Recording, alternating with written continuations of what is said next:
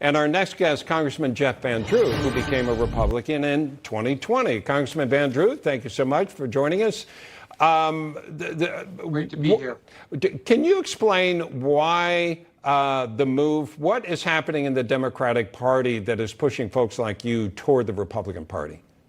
Well, the Democratic Party is changing. It's changing extreme to an extreme party. It has now become a socialist party. It has now become a party that doesn't represent, I believe, the average American and the majority of Americans. So people are just tired of it. I mean, people in the streets, not, you talked about elected officials who are leaving, just average folks who are working day in, day out, no longer can, tolerate it and don't want to tolerate it. So this is not your grandfather or father's Democratic Party. This is a whole new thing that wants to change the entire fabric of America and thinks that America is the same as any other country in Europe or any other country in the world, does not want to see us be number one, does not want to see us to be strong, does not want to see us to be always the nation that was the beacon, literally, for the entire world. And that's problematic. And that's something I don't want to have any part of. I believe in a strong America, and I believe America is number one. Sounds like you want it to be that shining city on a hill. Let me ask you about the push toward green energy, especially at a time when we need as much energy as we can get. And in your state, you're opposing an offshore wind project off the coast of South New Jersey. Give us a feel for why that's the case.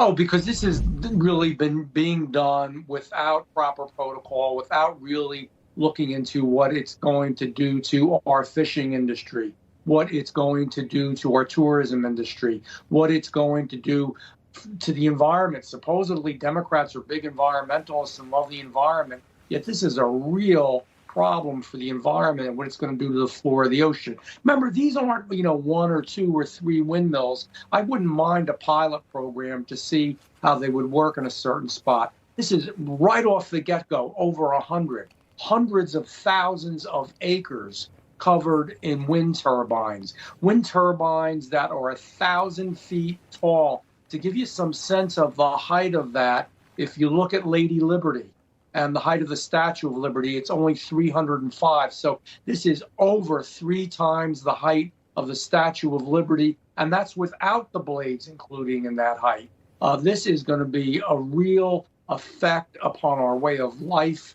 Along the coast. It's going to hurt our ocean, hurt our environment, hurt our fishermen, hurt our economy, hurt our tourism. And here's the real catch. It's going to cost more. You're going to pay more for this. They want to make us just like Europe. Europe did this already. It failed. Now they're burning coal and anything they can get their hands on. Yeah. Let me say this one last thing. Mm-hmm. Everybody's, we're not going to use gas at all anymore. Places like California, New Jersey are just going to completely outlaw natural gas. If you were to stop the use of all natural gas in America, it would be a fraction of 1% of the carbon footprint. Yeah. Natural gas is not bad. Yeah. Natural gas, nuclear, solar panels, we can do it all. It's a basket of energy. Let's talk about something we have on our nuclear platinum level. We're reporting that America's nuclear arsenal is in precariously weak condition. As a member of Homeland Security Committee, how worried are you and how worried should Americans be about Russia, about China, and about our ability to deal with or conduct nuclear war? Not that that's where we want to go, but we have to deal with reality. No, but we have to be strong. And that's the point.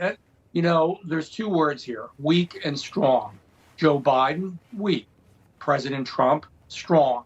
All these issues we wouldn't be having because we understood under President Trump or President Reagan and others, Jack Kennedy, that you need to have a strong military.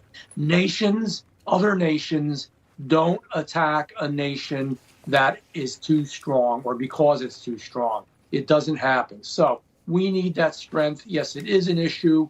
We need to get stronger. And it's even more frightening, or just as frightening, what we're doing is diminishing completely our petroleum reserves. So this is a president. That's crazy. They keep selling all for what appears to me, Congressman, for political reasons. I mean, It is. The prices are going up, and we all want the prices lower, but the solution is not to get rid of everything we're saving for a really bad day that we hope never comes. No, the solution is to be strong, open up our oil leases. Exactly. Make sure to reduce the red tape. We just 2 years ago were #1 in energy in the world. And exporting. And look where we are now. Now we've got a president going on his knees to Saudi Arabia, begging them to hold off the reduction in production until after the election. Right. That may be impeachable. Congressman Jeff Van Drew, thank you very much, sir. Thank you.